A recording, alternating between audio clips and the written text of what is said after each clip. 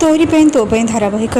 आपण मैंने देखिए अगस्ती परिवार निशा और चिकी घरे पूजा रखिए आओ चिकी और राम को पूजा बसाई कामिनी कहे एपटे चिकी पूजा बसवा जावा बेले सेठी रुही आसी पहुँचे एपटे माधवी भावे चिकी तू जिते चेष्टा कले भी प्रथम ए पूजा करें कहीं झिटिपिटी प्लान रे तू तो निश्चय फसब आउ ए पूजा प्रथम मो बहुराणी कर ए पूजा आमे बहुत व्यवस्था कर सारीचु तो चाहिए भी या अटकई पारबनी एपटे कामिनी कहे एबे पूजा आरंभ करवा रोही कहे रही जातु ए पूजा हो पारबनी कामिनी कहे तू पुणी थे आरंभ हो गलु तू कौन आमको केबे भी शांति रखईदेबुनि कहीं सब अमंगल कथा गुड़ाक कहीकि सबुथिरे एमिति बाधा सृष्टि करुचु रोही कहे जेजेमा मु किछि भी भूल कथा कहूनी आउ एठी चिकी पुओ पूजा होचे मु चाहूचे ए पूजा प्रथमे मो पई हो ता छड़ा ए घर को प्रथमे खुशी खबर तो मु ही देइथिली ना कामिनी कहे रोही निज मुह संभाली कथबार्ता कर चिकीर पूजा सरिया परे तू भी ए पूजा करि परिबो रोही कहे हेले प्रथमे से कहीं कर ए पूजा प्रथमे मो पई कौन पई न हबा माधवी कहे माँ मो बहुराणी एकदम ठीक कथा कहूची ए पूजार कर अधिकार तार भी तो अच्छे ताहले चिकी प्रथमे कहीं कामिनी कहे ठीक अच्छे ताहले ए पूजा करी बाबू मुझे अनुमति दे पारि किंतु एबे नुह चिकी कहे आई ताको करने को दिंतु ए पूजा मो पर भी करनेबी यापर रोही आसी होमकुंड में बसबे आउ से पूजा करेंगे आउ कहे चिकी मु तते केबे भी ए पूजा करई देबिनी आउ तते देवी माँ को आशीर्वाद केबे भी मिलबनी एपटे रोही पूजा करुवा समय रे होमकुंड धूआं बाजे तांको आखि खूब जोरे जली उठिबा से भाविबे तमे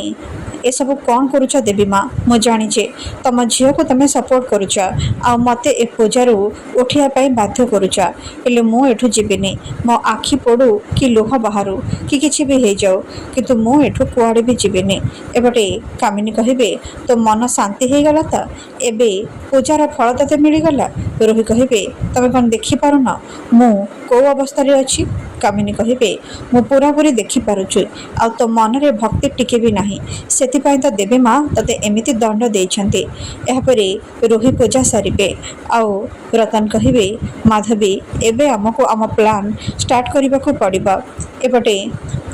माधवी कहे माँ एबे तो आम बहुराणी पूजा सरीगला एबे चिकीर पाड़ी हेले से एबे केमिति पूजा करबा आमको ताको पूजा करबा को हेले सब किछि नया जोगाड़ करबा को पड़िबा कामिनी कहे ताले ठीक अच्छे सब किछि नया जोगाड़ करा जाऊ आ सेठी उपस्थित थिबा सन्यासिनी माननकु कामिनी एक रूम को जीवा को कहिबे आ चिकींकर पूजा रेडी होबा भितरे से माने सेठी विश्राम करबा को कहिबे एपटे रतन